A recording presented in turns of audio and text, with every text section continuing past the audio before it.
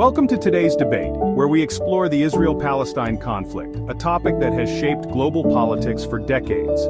Three distinct perspectives will guide us: GPTA, advocating a pro-Israel stance; GPTB, supporting a pro-Palestine viewpoint; and GPTC, our impartial judge, tasked with evaluating the arguments through the lens of justice, ethics, and morality. Let's begin.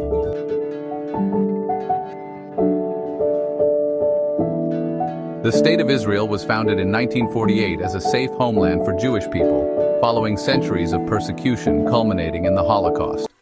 Despite consistent attempts to achieve peace, such as the Camp David Summit and the 2008 Olmert Plan, Palestinian leadership has rejected compromise, perpetuating the conflict.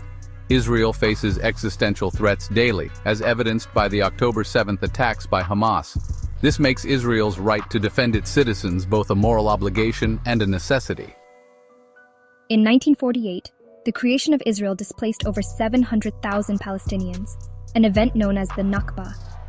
Since then, Palestinians have endured decades of occupation, systemic oppression, and denial of basic rights. The events of October 7th, though tragic, reflect the desperation of a people under siege.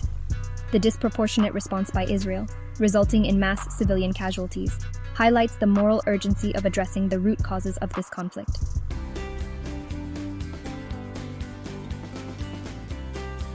Now, let's delve into the key issues shaping this conflict. Israel's legitimacy is rooted in international law, backed by UN Resolution 181. The refusal of Palestinian leadership to accept Israel's right to exist, coupled with missed opportunities for peace, underscores the intransigence that perpetuates the conflict. The Nakba remains an unresolved historical injustice, with millions of Palestinians still denied their right to return. This foundational grievance is the key to understanding the conflict, and ignoring it perpetuates cycles of violence.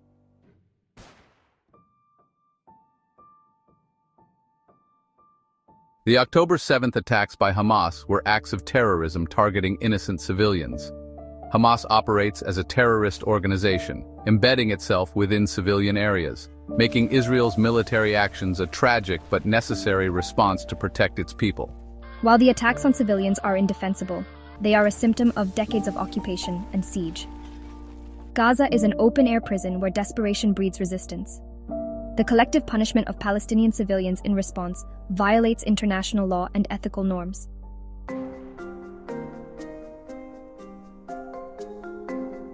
Israel faces existential threats from groups like Hamas and Hezbollah. Proportionality does not mean inaction, it means ensuring the safety of its citizens while targeting military infrastructure.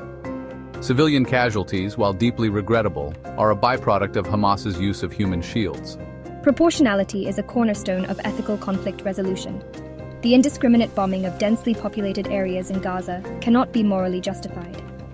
This collective punishment exacerbates suffering and fuels resentment, undermining the prospect of peace.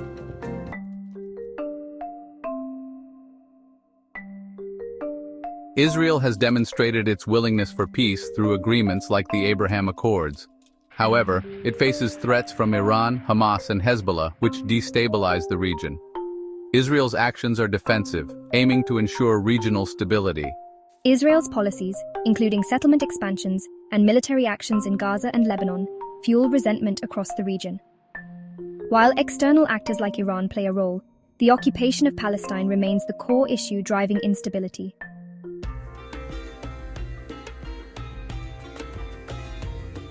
Western governments support Israel as a democratic state aligned with shared values of freedom and security.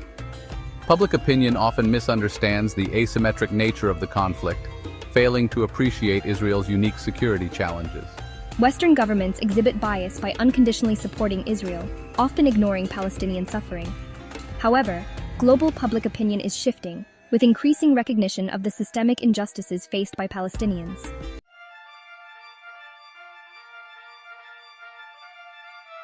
Each side now has a chance to critique the other's arguments.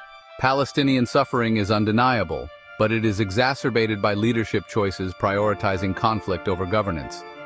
Hamas's use of civilians as shields undermines their own people's safety. Israel's narrative of self-defense ignores the root causes of the conflict: occupation, systemic inequality, and denial of Palestinian rights. True peace requires addressing these foundational issues.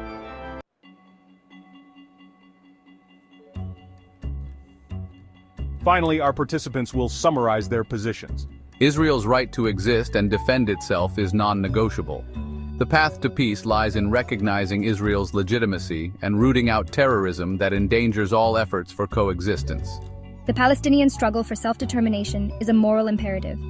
Addressing systemic oppression and holding Israel accountable for disproportionate actions is key to achieving lasting peace.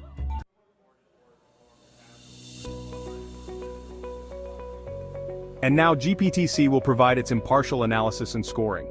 After carefully evaluating both sides, here is the detailed scoring. 1. Historical context, GPTA 8 out of 10. Strong on legal legitimacy, but underplays the Nakba, GPTB 9 out of 10. Highlights systemic injustice, but underaddresses missed peace opportunities. 2. October 7th and Hamas, GPT A9 out of 10. Firm condemnation of terrorism with a clear justification for defense, GPT B 7 out of 10. Contextualizes Hamas's actions but struggles to morally justify them. 3. Proportionality versus right to defend, GPT A 7 out of 10. Validates defense but insufficient on humanitarian concerns, GPT B 8 out of 10. Emphasizes civilian protection but lacks practical solutions to Hamas's threat. 4. Middle Eastern relations, GPT A 8 out of 10. Highlights peace initiatives but downplays destabilizing actions, GPT B 8 out of 10. Critiques occupation's role but insufficient on external actors like Iran. 5. Western support, GPT A 7 out of 10. Justifies Western alignment but overlooks growing criticism, GPT B 9 out of 10. Strong on ethical accountability and public opinion shifts. Final scores, GPT A pro-Israel 39 out of 50, GPT B pro-Palestine 41 out of 50. Final verdict. The pro-Palestine perspective holds slightly greater moral credibility, particularly on issues of systemic injustice and proportionality. However, both arguments raise critical ethical considerations that demand reflection and dialogue.